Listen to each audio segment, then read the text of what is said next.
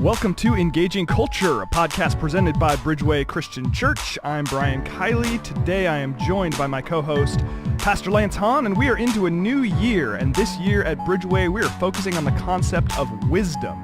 On today's episode, we're going to talk about the power of wisdom. What is it? Where do we find it? What makes it difficult to act and live wisely? How can we be people who honor God by living wise and courageous lives? These questions and more on this episode of Engaging Culture.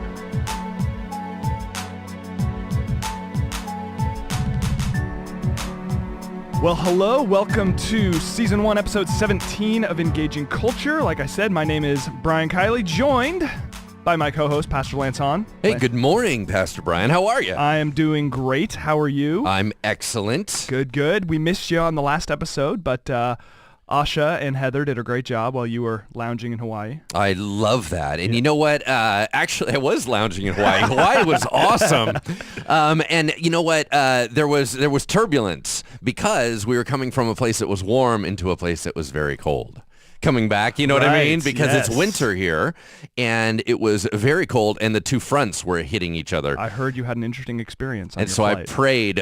I prayed greatly because I don't like turbulence. Nothing like a little turbulence to inspire prayer. I was on an airplane yesterday, and it got a little turbulent, and I thought of you. I thought, this is the part of Lance is freaking out. Yes, you're like, hey, I got terrified, and I thought of Lance. Hey, all right. Fantastic. Well, we are, as I said in the intro, we're talking about wisdom. And for those of our listeners who maybe might not be a part of the Bridgeway community, each year at Bridgeway, we have an annual theme. So just going back a few years, 2016 was the year of identity. 2017 was the year of purpose. And then Lance, you just shared with our congregation this last weekend that 2018 is going to be the year of wisdom. Now, when you and me and then Pastor Parnell, when we went away to kind of plan this next year, it took us a while to land on the word wisdom as the theme, but kind of the idea of wisdom and discernment and really being able to think through what's going on in the culture. It really, you remember being in that room, we all just sort of felt God was impressing that upon us, that this needs to be something we focus on in the new year. So my question for you as we start is, why wisdom and why now? Why is this something important for our church to tackle? Yeah, the first thing I want to highlight that you just said a moment ago is we really felt led. Mm-hmm. There's a lot of times when you're trying to discern things and sorting out things, and you kind of go, I got 3 or 4 options. I really felt we were all driven in one direction. Yep. So I think that if we're going to say, why do we pick this theme, ultimately I feel like that was Spirit-led, mm-hmm. and it was really God's idea. I think we're going to walk in with some understanding, and what I'm going to display today and what we're going to be talking about is going to make it sound like we were all brilliant in our organization. Here's what I believe will likely happen, and that is we have no idea the stuff that God has prepared for this year when it comes to wisdom. I think that we are going to come in and we're going to design things and we're going to teach things, but God's going to come in with that X factor, mm-hmm. and we're all going to go, wow, I didn't even realize that was a part of the wisdom. So but for this purpose, since God did not give us that yet, I want to talk a little bit about why it made sense to us, what it meant to us, and kind of just tie in the listener into saying, why does it matter? Yep. Because, that's the big question, right? Anytime we think about wisdom, for some of us, we immediately go to Gandalf, right? Some super long, flowy beard, boring guy, right? Which wisdom is either the guru on the mountain that you only visit every once in a while. But to me, I believe that wisdom is incredibly practical, and it's necessary every day.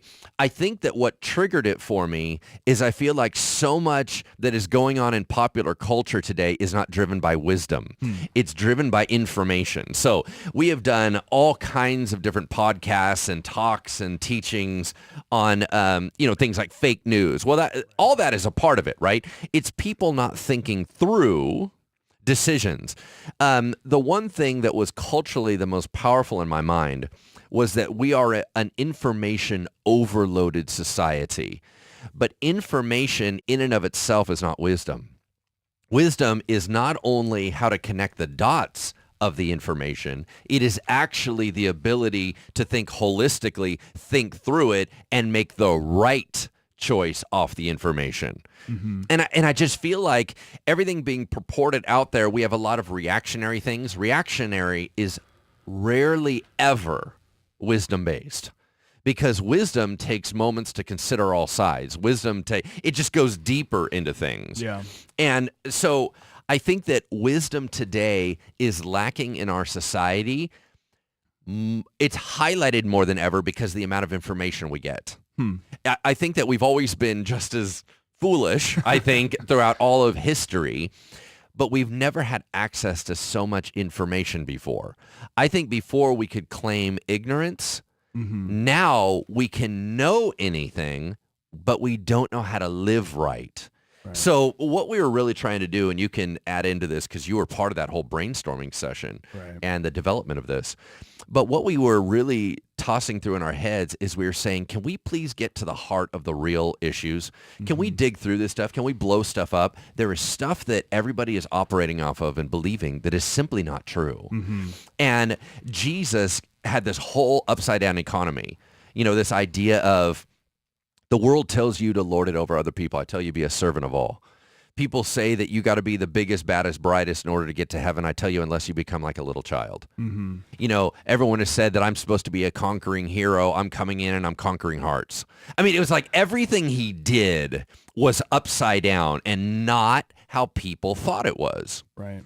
And so we wanted to take a year of blowing up the status quo, blowing up assumptions, digging into what is real, dispelling lies.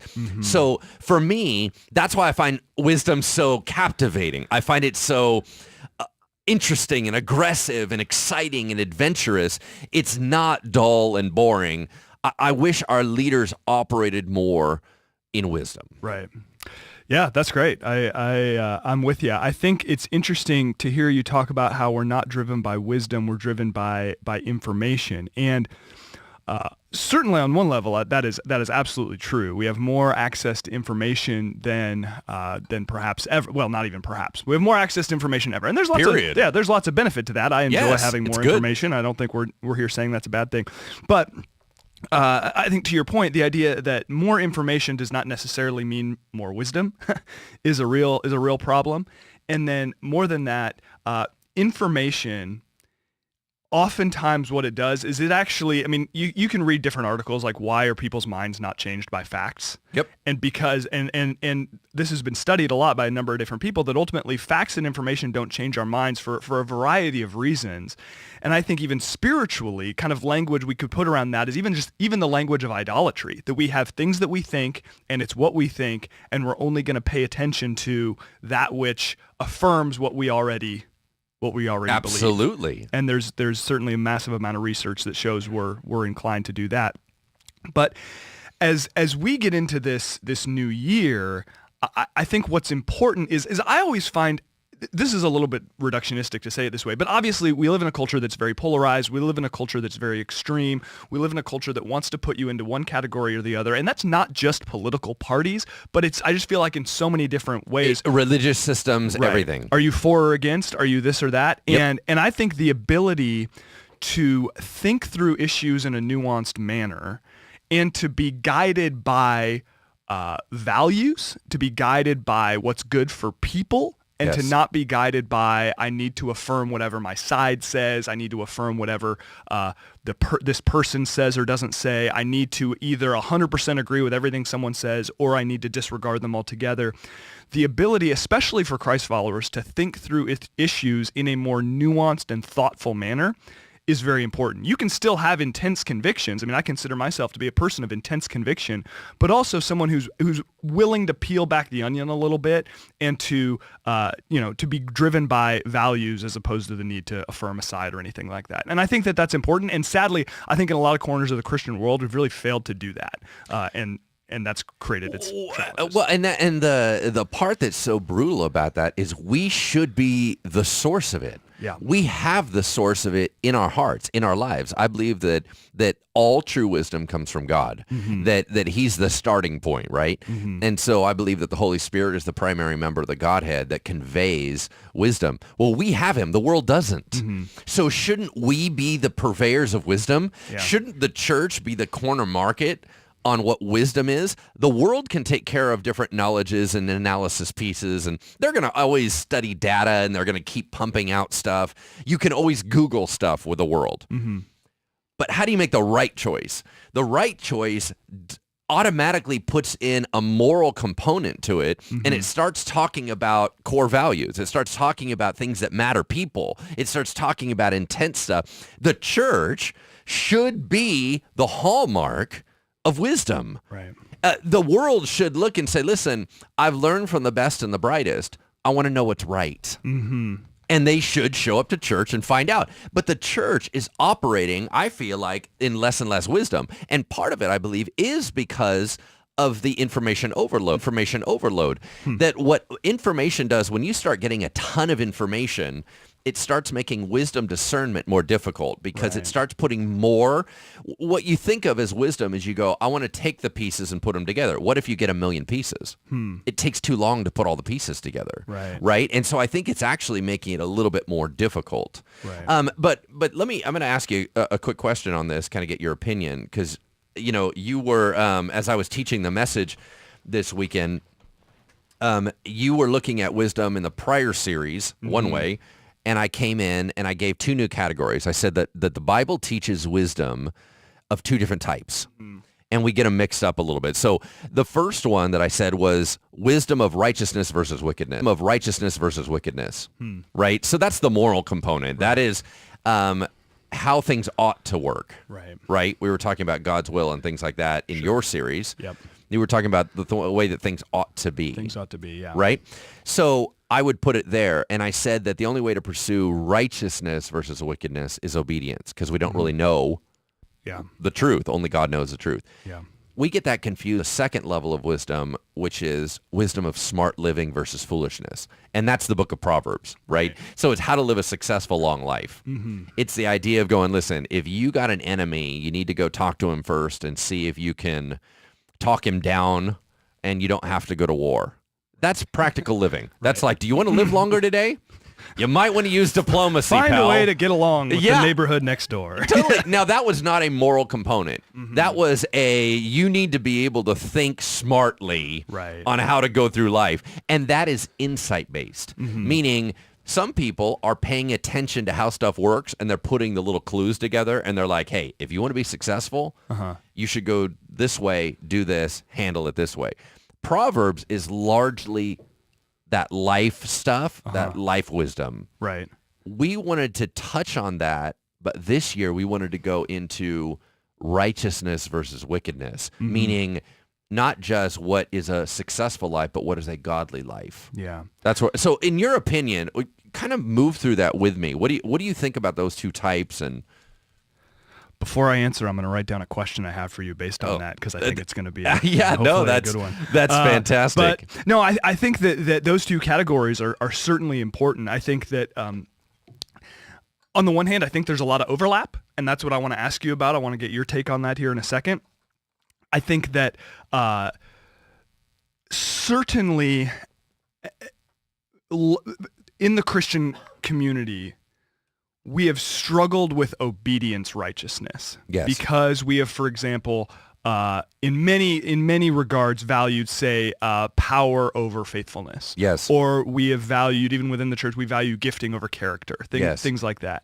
And that has created all sorts of different challenges. So the need to recover the kind of the primacy of obedience and the importance of obedience and righteousness, not in a self-righteous kind of way and not in a religious obligation kind of way, but to really just see the beauty of right living, of being truth tellers, of being honest, of being people of integrity. That's really, really important. And frankly, not getting sucked into sort of culture's values, which too often are going to lead us to be people who are dishonest, who are applying our values in a very selective way. Ignoring them in other circumstances when it's expedient. Now, my question for you is, how do you see the overlap between wisdom as righteousness and then wisdom as successful living? Because they're not identical, but I feel like they're not entirely separate either. And ultimately, to live the lives that God wants for us, I think we need both. So what would you say to that? Well, for sure we do. So I would almost see it like a continuum, right? So on one side, you have wisdom of smart living, and the other side, you have wisdom of righteousness. It gradually becomes the other, right? So there's this long continuum, and then the majority is overlap in the middle there. But there is some life smarts, like, for example, the analogy I just used. If you read in Proverbs, he goes, you need to give gifts to your enemies to make them like you. Okay, that is not righteousness-based. That is actually smart living-based. That is, if you want things to go well for you, well, sometimes things shouldn't go well for you if we're really going to talk about how God's forming us. So a life smarts thing would be, if Proverbs was to be written today, it would say things like, buy when it's low and sell when it's high. Why? That's a life thing of life smarts. You realize, what do I do in investments? I buy when the market is low and it's cheap, and I sell when it's high. That is not righteousness-based. That is only about benefiting you and saying, what is the shortest way from here to there? Yeah. Okay? So in other words, it's how to be more efficient. Yeah. That is where it's distinctly just life smarts. Okay. Things like rotate your tires, right? That is not righteousness-based. That is just life smarts. And so you would say, well, you can have that information to rotate your tires, but then there's a certain way that when you connect all the dots of the information, you make a right decision, not just a good decision. So as it moves through, we start getting into righteousness on the other side of the continuum that says, die for the sins of the world. Okay, when Jesus had that call on his life, that is not life smarts. You understand what I'm saying? Yeah. Like that was not going to work out well for him. It did not give him success in what we think, did not give him long life. As a matter of fact, it was the complete opposite. Right. But it was the right thing to do. Now, those two things sometimes are polar opposite. I believe that the world operates far more in one. Wherever the world can operate without the power of the Holy Spirit in proverbial wisdom, I think we are outside the righteousness category. When we start moving over, and only a Spirit-filled believer can do it, we're into the righteousness. So Jesus operated a life that was very countercultural, and it was not what people would have deemed as smart.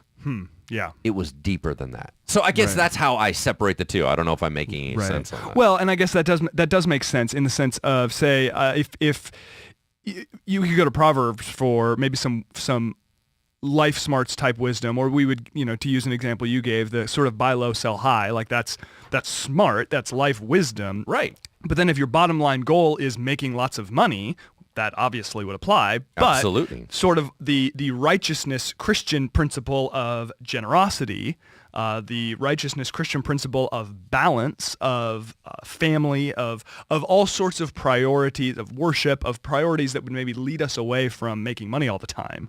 That's where you get into the righteousness category. That is, it's leading you to, I think, a different kind of success. It is, but it's not just the pure like grab all you can because you just live once kind of mentality. So that's and I think that the essence of it is the different core values. Okay, so what's important to you? Right. To the world, one thing is important, so it makes most sense. To the Christian, God's will is important, so another thing makes sense. Right. So that's why I'm going to divide those things out. Is it all depends on core values. Warren Buffett in this world has been the best investor and has been the most successful. So if your core values are how do you get the most for what you have, that is it. That's the wisdom. Follow the wisdom of Warren Buffett. Yeah. If God's view and your core values are I live here and exist for a very different reason, that's not the wisest living. Right. Warren Buffett is not the incarnate of Jesus. There's going to be some tension. There's going to be some tension. So that's kind of how, I don't know, I differ those two things. So in the core value, why are we here?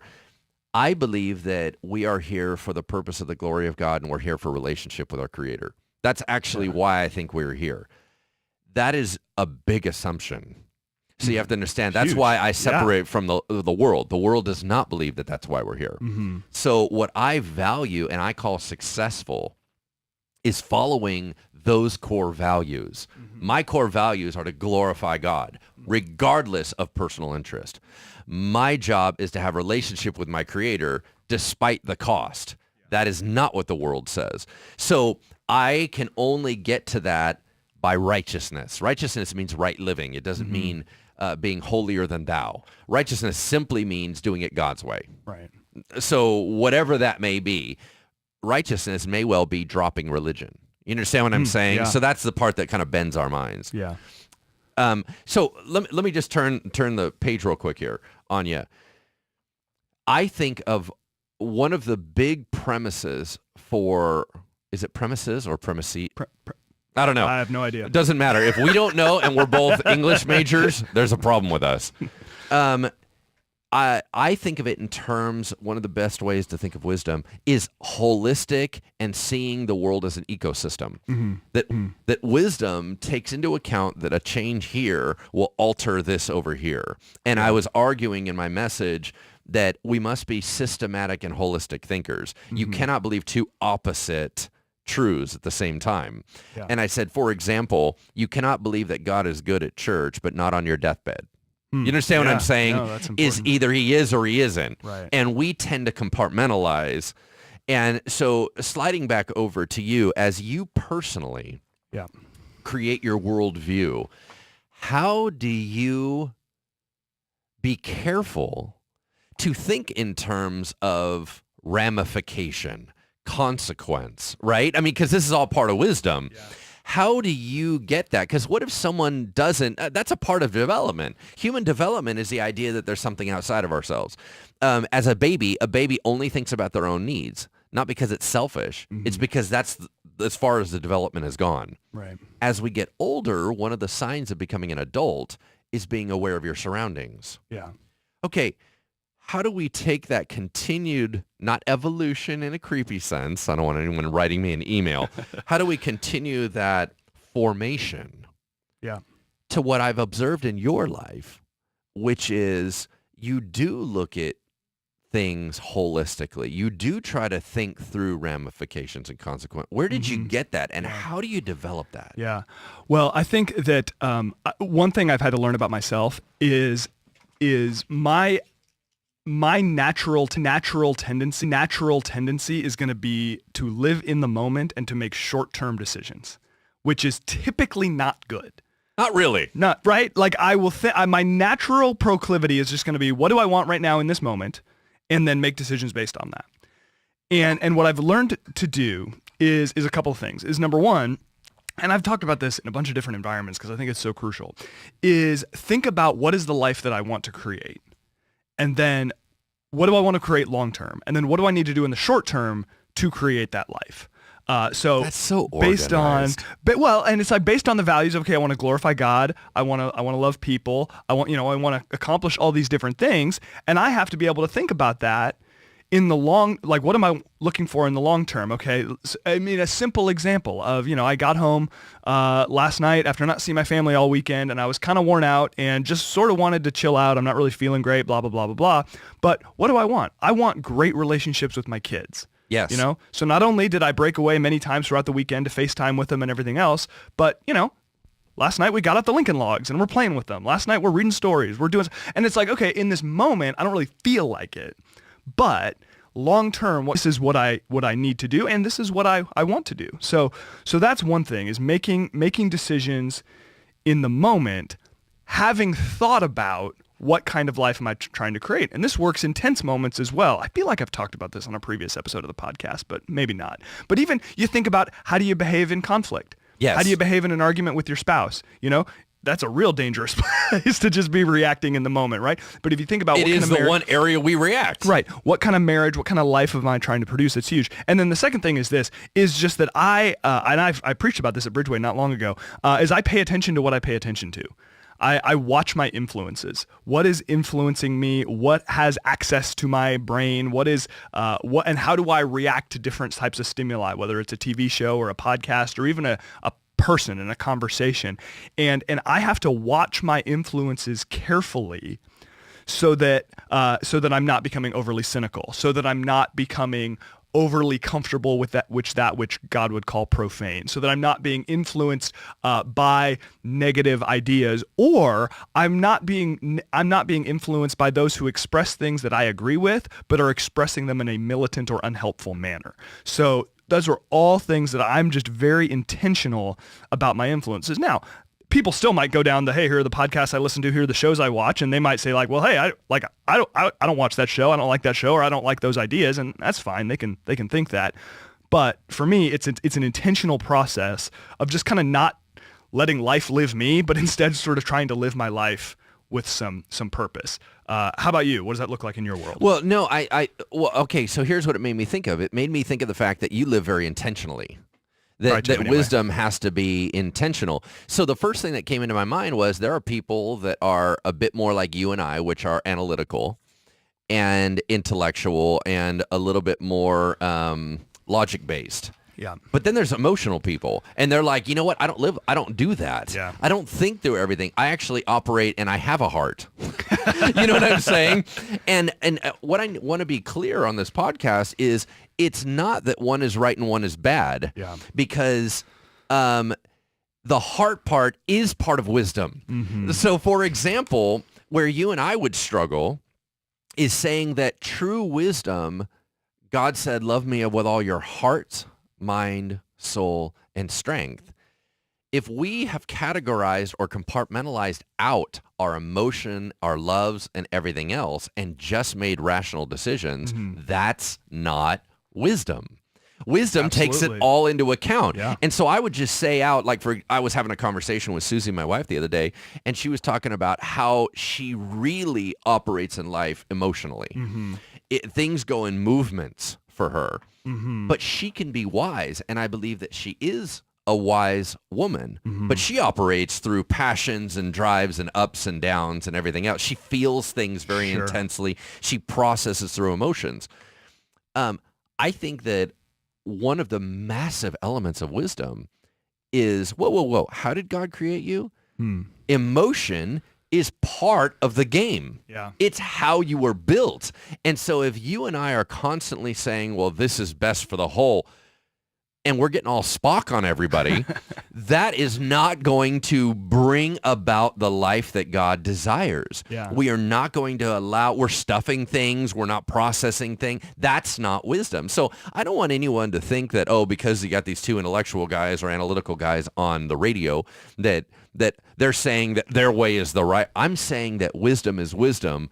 We are going to be strong in some areas. Yeah. The other personality is going to be strong in some areas. Yeah. Both of those. And I would add, I view myself in this way. Maybe I'm ignorant or just naive. I don't know. But I actually view myself as being fairly in touch emotionally with even what I just shared. I guess it just sort of, as I reflect back on it, sounds a little overly rational and programmatic. But if anything, I think it's just paying attention to my feelings. How is all this making me feel at any given moment? One thing that you said, it reminded me of something that Asha Joseph said on our last episode, was she talked about the need to not fight with yourself. And I really liked that. Wow, I think she said, that ultimately, if you're going to make change, if you're going to do things in your life that you're going to be proud of, you need to be able to not fight with yourself and to kind of understand who you are, to understand your strengths and weaknesses, and not feel like you're living your life in a way that just goes against how you were created, but rather you want to live your life in a way that that honors God and glorifies God in just sort of the skill set and the gifting that He's created in you. Leaning into your stream. Totally. Yeah. Which I think is really powerful.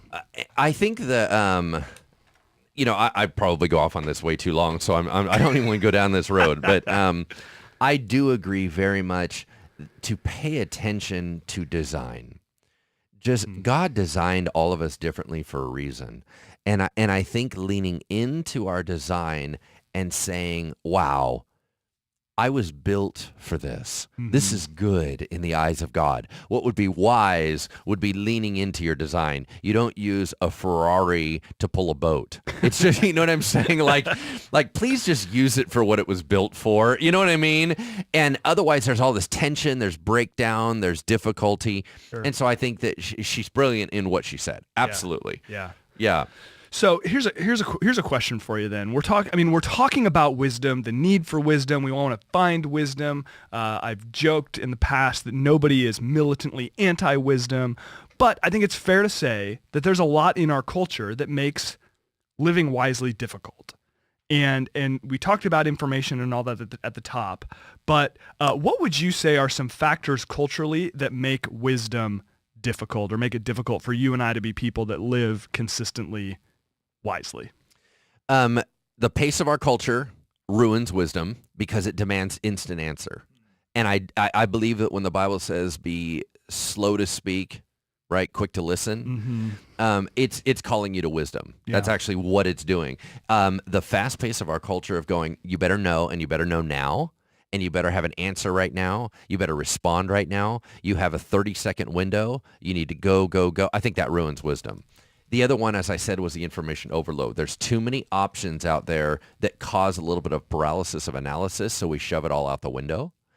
I think the other thing that is not new, it has always been in culture, is that wise living deeply is best for you, but on the surface runs counterculture. And I think that culture calls out for don't think about consequence, do what you need to do right now. This idea of a me-centered world ends up becoming very empty. And I think that wisdom is holistic viewed, that it's God-centered, in my opinion. So those are only a couple of them. Were you thinking of any in your mind? Yeah. Oh, well, I mean, I've certainly got my own list I could refer to. As you were talking, I think it's, you talked about how pace ruins wisdom and how it discourages reflection, and that is certainly true. And I think largely because we have so much stimulus around us, we have lost the ability to reflect. You know, there's no reflection time. There's no reflection because there's always something new, and whether I forget what chemicals are involved, but dopamine or whatever it is that makes me feel good when I see something new and shiny that I haven't seen before. Kind of the seeking after that is going to impede my ability to live with wisdom. And then also, I mean, I think to your other point, wisdom ultimately causes us, to be wise, we have to realize that what we want long term is different than what we want in a moment. Yes. And we have to be able to adjust what we do in the moment, kind of like I was referring to earlier, to think about long term. I think another thing that challenges wisdom is it's very easy in this day and age to get into echo chambers where you only have your views reinforced. It is just staggering to me. It is just incredible to me how in our day and age, we create echo chambers where we only hear from people who think the way that we do, and then we're just so offended by other ideas that we just can't even deal with them. And I confess I'm sort of guilty of this. So I'll give you an example. So I'm hanging out with some college friends this weekend, and it's just two of us initially. We're waiting for the other ones to show up. And one of my friends is very active in posting about social and political issues. He's not tied to a party, but he talks a lot about social and political issues from a Christian perspective. And he's got this guy who, his profile picture on Facebook's not even like him. It's just some image. And like this guy is like constantly like critical of the things that my friend posts. And the guy's arguments are not good. Let's put it that way. And I said to my buddy, I'm like, dude, why do you even like deal with this guy? Like, why not just be done with them? Like, I don't know, like block him or just forget it. Like he's trolling your page. Like, why are you doing that? And he said, well, I have a lot of Christians who follow me. And I want to show them that you can engage with these issues in a loving and winsome manner. I have a lot of Christians who I know who probably agree with this guy. And I want them to see, no, actually, like Christ calls us to think differently about these things. I have a lot of non-Christians who are going to engage with these issues, who all they know of Christians is what they hear in the news. And I want to show them something different. So here was the really funny thing. I asked him, I was like, who is this guy? And he's like, honestly, I have no idea. We know each other from something, but I don't know. And he just feels the need to comment on my stuff all the time. And I thought that was a great example, and I so respected that my friend did that he said, rather than just blocking out voices that disagree, rather than just, turning this into some sort of slam fest where we're just going to be super negative and derogatory to one another, I want to engage publicly with people who think differently than me to try to show wisdom in the face of difference and not just shut it down immediately. And I thought that was really powerful. And again, I think what too many of us do is we silo ourselves into areas where our views are never challenged. And then again, we just get completely offended when they are, which to me reflects some idolatry, first of all. And then second of all, I think is a reflection of our inability to think through these sorts of issues wisely. I mean, what do you think about that? Yeah, I think, we go back to the old analogy or illustration that there's an ivory tower and then you go, oh, that person's so out of touch. And we usually argue it about the rich. When they say something ignorant about how all the rest of the world lives, and we all kind of turn our nose up at them like, oh, you're so out of touch. We're all so out of touch. Quit trying to blame it on one other group, man. Yeah. We're all in, like what you said, these echo chambers where we have trained our worlds to feed us back what we want to hear. We have organized our friends based on reaffirmation. Yeah. We have organized our search pages for reaffirmation. We have searched our news organizations for reaffirmation. And so for your friend to say that, I think that's brilliant. I thought he was going to go one step further and say, how am I going to get stronger without resistance, right? We're thinking, I'm even sharpening myself by listening to his attacks against me.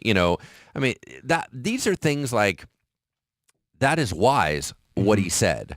As I was listening to, I was going through just some Proverbs pieces, and we were talking earlier about how there's this continuum, right? And I just wanted to jump back for a moment and take a look at this real quick. So practical wisdom or life smarts would be like Proverbs 10:4. It says, a slack hand causes poverty, but the hand of diligent makes rich. Okay. Now you look and you go, okay, I don't know how much that's a moral component. That was more of a life thing. Or you could find those ideas in a secular context or maybe another religion, or, you're not going to be like, find a lot of philosophies that are like pro-laziness. Absolutely. Now, it starts getting blended when you jump to Proverbs 6:6. It says, consider the ant. He is constantly working and he's organized and everything else, and he stores up during this time. It starts talking about the animals. That now moves slightly more into a moral component because it starts talking about solid work ethic. I believe that's where it starts getting more righteous because I believe that God is work ethic based. You know what I'm saying? Meaning that there is a moral component to our work, that we do in our lives, right? We talk about the nobility of work and things like that. So it starts getting grayer. But as you go further and further into the righteousness, I wanted to highlight this out, a very famous passage, Proverbs 3, 5 through 7. And it says, trust in the Lord with all your heart and do not lean on your own understanding. In all your ways acknowledge him and he will make your paths straight. Do not be wise in your own eyes. Fear the Lord and turn away from evil. Okay, that's not practical life smarts. That is, we're slid all the way over into the righteousness category because it says, do not be wise in your own eyes. Even if you look and you said, it would be advantageous to go do that. And God says, but I've asked you to do other. Yeah. It violates everything that seems wise at the time because you're going to a higher wisdom. The higher wisdom is obedience. And so you're actually following the greater one, the more wise one. And so I kind of being practical about this, I think that it goes back to your two-part series in Realign, that there's a lot of gray area that we live in. And I think that it is good stewardship to live in proverbial wisdom of life smarts. I think that honors God. I think that being as successful as God has asked us to be, I don't think that being unsuccessful is God glorifying. Right. Right? I think taking care of ourselves, doing things wisely, being efficient, doing the best with what we have, I think all those things are glorifying to God. But I believe that there's also elements of the world where the voice of God has spoken in and saying, I need you to do something different. I know that normal, I have you kind of going in the same stream. You're doing what's best for you and the kingdom of God. I'm asking you right now, this is an all kingdom move. Yeah. That is the Jonah, I need you to leave what you're doing. I need you to go somewhere to a people you hate. Yeah. That is where the Christian ethic shifts up to a whole nother degree. And what I was trying to call out for this year of wisdom and just for our listeners and everything, I'm saying we need to be able to kick it into that realm on a day-to-day basis of going, God, if you want me to do something that is contrary to what is self-beneficial, if you want me to do something that is contrary to the world's knowledge, and you want to take me into an obedience area, that is the greater wisdom. Obedience is the greater wisdom. It fulfills a deeper element of who we are. It satisfies the greatest design element of who we are. So anyway, these things are just percolating in my mind. As you're saying that, it makes me think about just even I imagine, just living with an openness to God possibly wanting to disrupt our cultural norms. Yes. And ultimately, I think that's an awareness component. I talked in my messages about how there is no way to God. God is everywhere. He's here. He's already here. And what's absent is our awareness of him. And I think that that's profound and that's powerful. And I've seen the effects of that in my own life as I'll just sort of realize I've gone through half a day and hardly thought about the Lord at all, or, things like that. And that's certainly something I'm trying to just lean into more, is just being conscious of God's presence in the seemingly mundane moments of life. But then with that also, another thing I talked about in the series was that we're driven by our loves. Yes. That I want. I believe that very strongly. Yeah. I talk about it a lot. That ultimately, we are going to be formed into the image of that which we love the most. Amen. And in the end, if we're able to see the beauty of Jesus, if we're able to see him as the one most worthy of our affection, that does clarify some things for us that I think religion, that I think kind of begrudging obedience and submission never could. Because when we're saying, okay, Jesus, you are most beautiful to me, I know that you are the one who loves me the most. I know that you have died for me, that you rose again, you've redeemed me, you've invited me into the family of God. Because of that, I know that I can trust you when it feels countercultural. I know that I can trust you as I seek to be a peacemaker when I just want to fight back. I know I can trust you to be generous when I don't really feel like being generous because I just want more stuff for me. I know that I can trust you to be honest in the face of slander and attacks and things of that nature. And it has to start there. I mean, even to go back to the Proverbs text, in all your ways acknowledge him. I talked about that passage in one of my sermons, and a guy came up and we were talking about that word acknowledge and how it means to know deeply. So to take the opportunity in all of your circumstances, God, how might this be an invitation to know you deeply? That when we take that perspective, it clarifies some things, and it allows us to then be driven by the wisdom that we referred to earlier, that's kind of righteous-based wisdom. Yeah. No, that's really, really, really good. I do want to add in one element to this, and that is even though I said there's two categories of wisdom, we're going to lean into the deeper one, like the righteous one. I don't want to downgrade the other one. Not at all. Let me lean into that for a second. I'm going to tell you my story. I only shared it at one service. When I was preaching on wisdom, I only shared it actually at one service. I didn't at the rest because I simply ran out of time. But when I was 13 years old, I remember reading in the Bible, it talked about in Proverbs that you want wisdom more than anything. And I began studying Proverbs over and over and over. I was studying all the wisdom literature, and I was praying aggressively for wisdom. And I'm a 13-year-old. I got such a download of life awareness and truth that I became miserable, and I prayed for God to stop giving it to me. There are a couple prayers in my life where I felt like there was supernatural response to it, not just a healing or something like that, but in a life situation. Right. This was one of them. I prayed for him, and he did stop. He shut off the flow, and because I couldn't handle it. It was too much. How does the world really work? It was too much. Now, granted, it was in the exact same time period when you have these quantum leaps of human development, right? Around that age group, you have an awareness more and more of the world. So that's when a lot of things emerge. But I will just say this, that I was praying for wisdom because I do believe it is honoring God to live a practically wise life. I do believe it is honoring to God to be life smart. I think that a lot of Christians have lost the ability to speak into other people's lives because of stupid living. So let me give you an example. The world assumes that Christians are mature. Getting saved does not make you mature.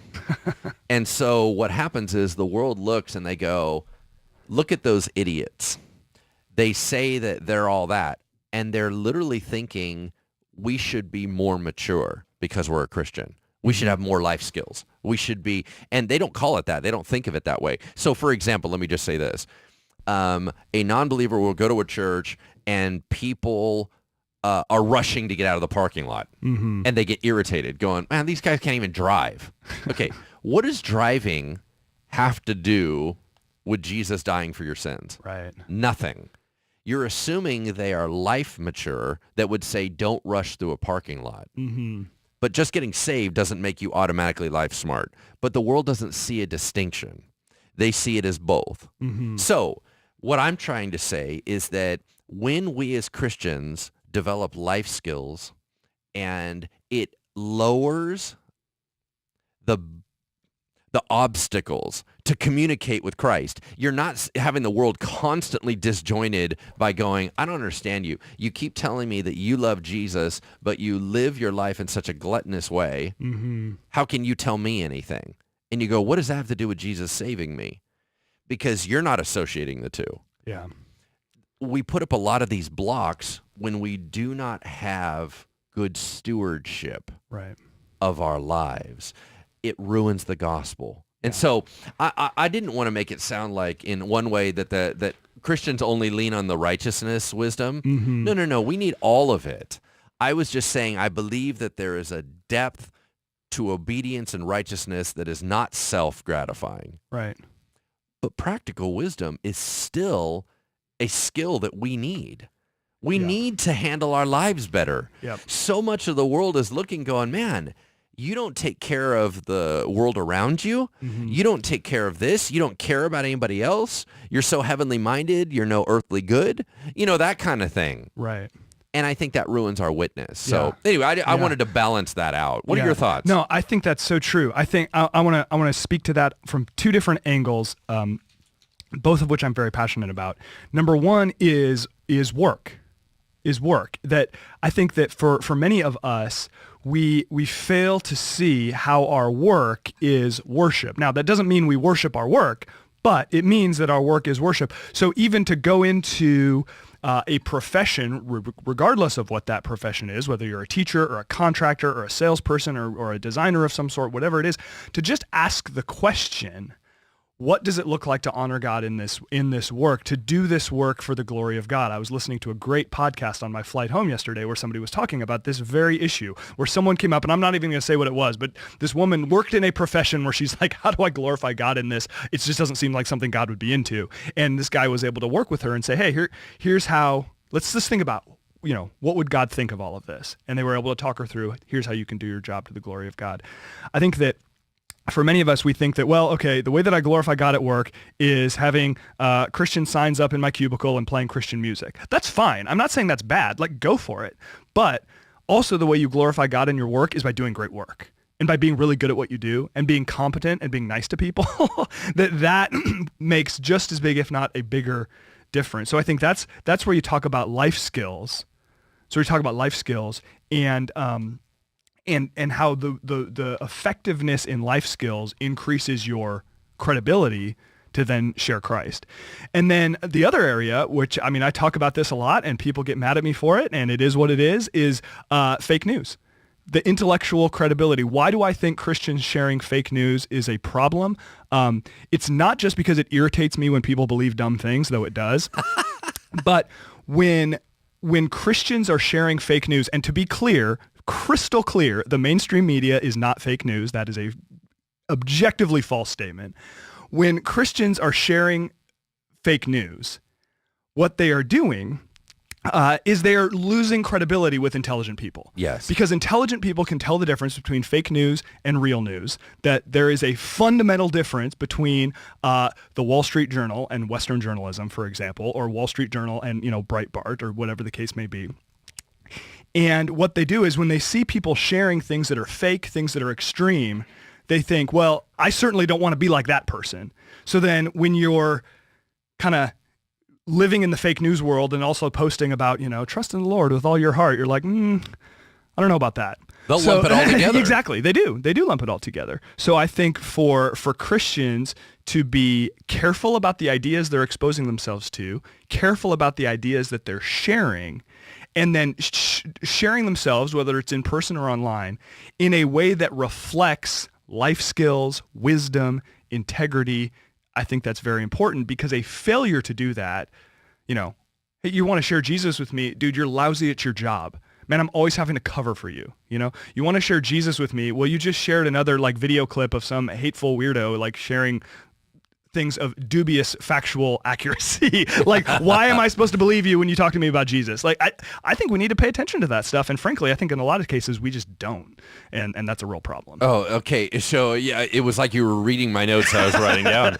It is. Okay. So work as a witness, talking about there's not just a loss of credibility, which even by itself is enough. That should completely change us. Just the loss of credibility that someone says, I don't want anything from you. I don't want your Jesus from you. I don't want your help. I don't want anything because I don't respect you. Okay, so not just a loss of credibility, but also when we are slack at work or have a terrible work ethic or whatever, it actually is a violation to some personalities in the world. They see it that you're putting your stuff off on others. That was what you were saying. You go, I'm always having to pick up your slack. Yep. That is an ethic violation. That is right and wrong to them. So when a Christian says, I just want to talk about Jesus and do my minimal at my work, to the world, you are doing wrong things.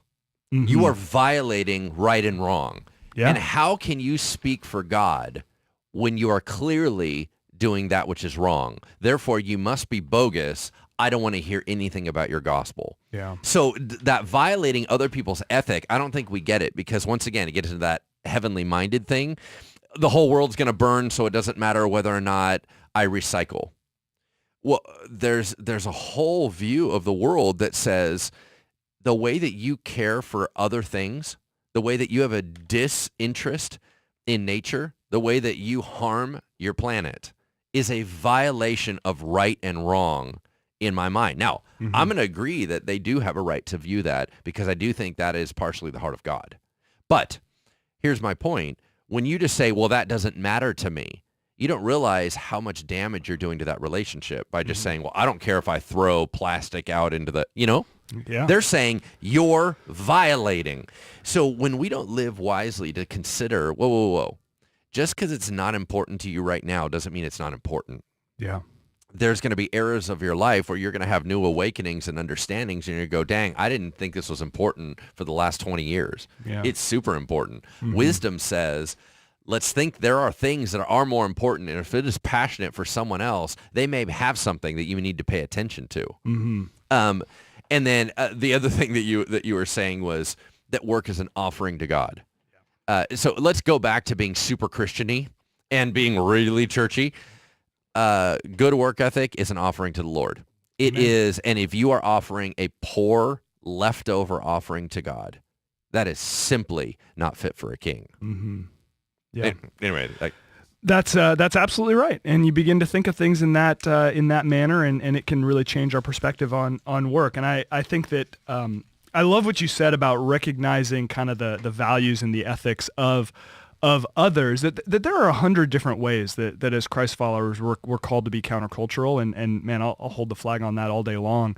At the same time, there are a lot of different ways that we need to be able to understand what the ethics and values of those around us are, and to realize, if I want to be able to share Jesus, I need to act in a way that is gaining credibility. So I need to, as a Christ follower, I need to have the self-awareness. Yes. To think about, how am I affecting the people around me? Am I playing by rules that they can respect? And now, if we're going to get into dishonesty and mistreatment of people and cutting corners and doing everything to, we're not talking about things that would violate our ethical norms. Right. But we are talking about, okay, how can I live in a way that is honorable and respectable around those who I interact with so that they can see Jesus in me and so that I have credibility to speak to them. So we're beginning to kind of wrap things up here. And Lance, I want to kind of spring this question on you, but sort of invite you to dream a little bit. And I'm just very interested in your answer. We're entering into this year of wisdom. Let's fast forward to December 2018. What do you hope to see God do in this year? If you say, okay, if we're really going to lean into this year of wisdom, who are we by December 2018, and how are we different for everything that we've gone through together? No, I think it's a brilliant question. I think that the bottom line essence is awareness. I want eyes opened. That's what I want. I want people living with their eyes open, self-aware, culturally aware. Yeah. I want people putting the pieces together. I want people thinking through things. And the way that it would look practically is Bridgeway goes out in the week and disseminates into society, and everywhere there is a person with a heart that says, I'm going to wait and I'm going to listen through and hear what you say. I'm going to give you respect. I'm going to give you honor and dignity. And I'm going to come in with a heart of Jesus, and I'm going to get into conversations that just because of the respect and the way that I process, I'm going to draw people to Jesus. Because everyone's going to go, dang, you know what? I kind of probably came off a little bit weird with you, and you were so patient with me. You know what I mean? You were willing to listen to me. I really appreciate it. That was super cool. And my dream is that we would be purveyors of wisdom in every situation. In a conversation where everyone's going off about dumb stuff, you go, guys, hold on a second. It is possible that they're right. Now, I don't happen to think they're right, but do you understand that they do have an argument? Okay, where are those people? Right. Where are the balancers of conversation? Where are the wisdom makers? Right. This is what I dream for Bridgeway, so that by the end, not only do we know who God is, we know how the world works, but then we understand how are people engaging with it so we can help them connect the dots. Yep. Remember, true leadership is taking people from where they're really at and moving them to where they need to be. We need to be good Christian leaders to understand cultural awareness, to know where people are really at, that we might lead them to our Jesus. Beautiful. Love it. Great stuff.